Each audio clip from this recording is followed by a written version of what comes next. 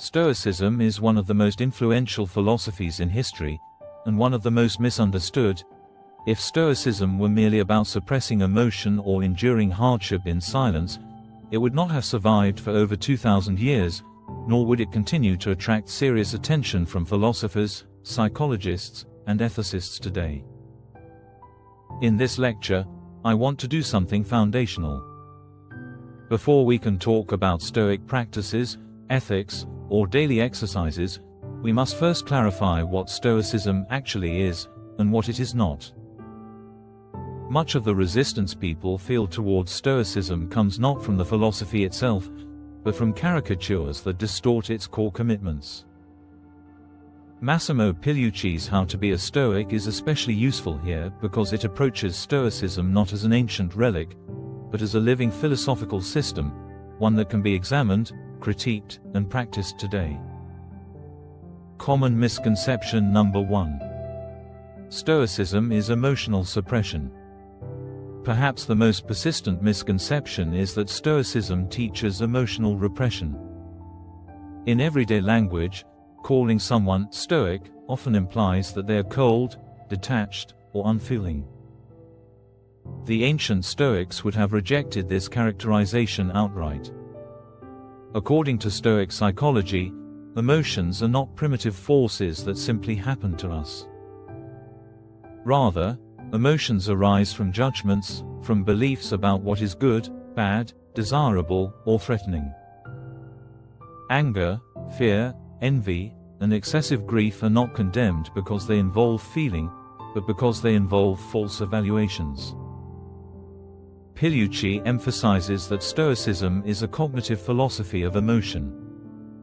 The Stoic does not aim to eliminate emotion, but to examine whether an emotion is grounded in a rational assessment of reality. For example, grief at the loss of a loved one is not only expected but appropriate.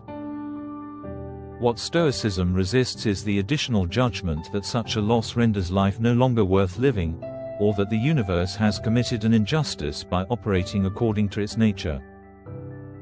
In short, Stoicism does not reject emotion, it seeks emotional clarity. Common misconception number 2. Stoicism encourages passivity. A second misunderstanding is that Stoicism promotes withdrawal from life or passive acceptance of injustice. This interpretation often arises from a shallow reading of Stoic acceptance of fate. But Stoicism is not quietism. The Stoics believed that human beings are, by nature, rational and social animals. From this premise follows an ethical obligation to participate in communal life, to act justly, and to contribute where one can. Marcus Aurelius reminds himself repeatedly that he was born for cooperation, not isolation. Pigliucci stresses that Stoic acceptance applies to what is not under our control, not to moral responsibility. A Stoic accepts that outcomes are uncertain, but remains fully accountable for intentions and actions. Justice, one of the 4 cardinal Stoic virtues, would be unintelligible if Stoicism advocated indifference to social wrongdoing.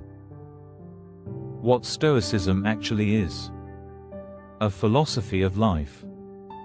To understand Stoicism properly, we must place it within its original category. It is not therapy, not religion, and not a productivity system. It is a philosophy of life. By this, Pigliucci means that Stoicism addresses the fundamental philosophical questions. What is a good life? What is worth valuing? How should a rational person respond to adversity? What do we owe to others? Stoicism answers these questions by grounding ethics in virtue, understood as excellence of character.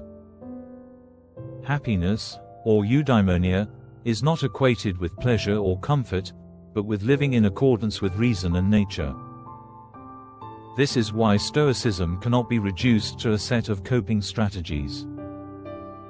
Techniques like negative visualization or journaling only make sense within this broader ethical framework. Without that framework, they become hollow exercises. Stoicism and modern self-help culture. Pigliucci is particularly critical of attempts to market Stoicism as a form of emotional anesthesia or life hacking. Modern self-help culture often promises control over outcomes, success, happiness, confidence, or influence. Stoicism offers no such guarantees. Instead, it demands a recalibration of values. The Stoic asks not, "How can I ensure success?" but, "How can I act excellently regardless of success?" This shift is demanding. It requires relinquishing the illusion that the world owes us favorable outcomes in exchange for effort. But it also offers something more stable: dignity, consistency, and inner coherence. Stoicism does not promise comfort. It promises integrity. Why these distinctions matter? Misunderstanding Stoicism is not a merely academic error, it has practical consequences. If you believe Stoicism is about emotional suppression, you will reject it prematurely or practice it harmfully. If you believe it is about passivity, you will miss its ethical urgency. If you treat it as a self-help shortcut, you will quickly abandon it when it fails to deliver quick results. Pigliucci insists that Stoicism is best practiced slowly, critically, and reflectively. It is a discipline of judgment, not a set of rules. Understanding what Stoicism is not clears the ground for understanding what it asks of us. In the next lecture, we will examine the principle that makes Stoic practice possible at all: the dichotomy of control. This idea, first articulated by Epictetus, explains why Stoics care deeply about their actions, and far less about outcomes. It is the conceptual cornerstone of the entire philosophy.